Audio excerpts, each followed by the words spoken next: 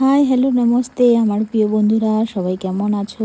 চলে আসলাম আবার একটি নতুন রেসিপি নিয়ে তোমাদের সাথে শেয়ার করার জন্য। তো আমি বানিয়েছিলাম পালক শাক দিয়ে ডালের বড়ি, অনেক কিছুই দিয়েছিলাম। রোজকার যেভাবে সবাই রান্না করে সেভাবে আমিও করি। তো তোমাদের সাথে শেয়ার করতে ভালো লাগে, যার জন্য আমি প্রত্যেক দিন যখন যখন সময় পাই তোমাদের সাথে শেয়ার করি।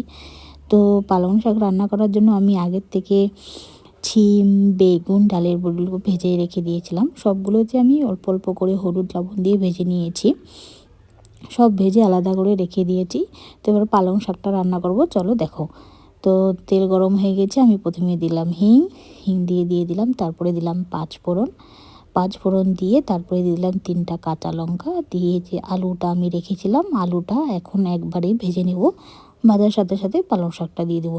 প্রথমে একটু আলুটা ভেজে নিব, ভেজে নিয়ে লবণ হলুদ দিয়ে ভেজে নিয়ে একটু জল দিয়ে সেদ্ধ করে নেবো, কিন্তু আলুটা একটু সেদ্ধ হতে সময় লাগবে। তো যার জন্য পালং শাকটা তো এখন দেবো না, কেন কি পালং শাক সঙ্গে সঙ্গে দিলে কী হবে, পালং শাকটাও হয়ে যাবে, আলুটা সেদ্ধ হবে না, যার জন্য। তো আমি এখানে মশলার মধ্যে দিয়েছি একটু ধনে গুঁড়ো, সামান্য একটু জিরে গুঁড়ো, একটু আগের থেকেই গুঁড়ো ছিল, তো তাতে একটু সামান্য জল দিয়ে ভিজিয়ে রেখেছিলাম। তো আলুটা আমার প্রায় সিদ্ধ হয়ে গেছে, আমি ঢাকা দিয়ে রেখেছিলাম। তো এবার আমি পালং শাকটা দিয়ে দিচ্ছি। পালং শাকের মধ্যে আমি হলুদ দেবো না, শাকের মধ্যে হলুদ দেয় না, যার জন্য পালং শাকের যে সবুজ সবুজ ভাবটা সেটা থাকবে না, ওই জন্য আমি আগের থেকে সব বেগুন, ডালের বড়ি, আলু, শিম ভেজে রেখেছিলাম।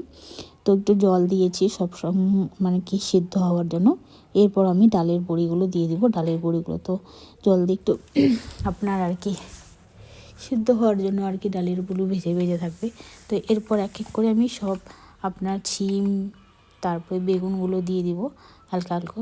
দেখতে মনে হচ্ছে এতটুকু সবজি, কিন্তু আমার প্রায় 1 বাটির মতো সবজি হয়েছিল। আসলেও নিরামিষ এরকম করে শিম, আলু দিয়ে ডালের বড়ি দিয়ে রান্না করতে কিন্তু পালং শাক ভালোই লাগে খেতে।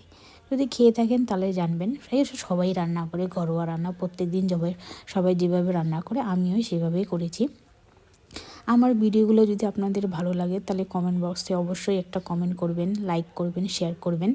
আর আমাকে জানাবেন আপনার যদি কোনো নতুন রেসিপি জানা থাকে, তাহলে অবশ্যই আমি ট্রাই করে আপনাদের সাথে শেয়ার করব।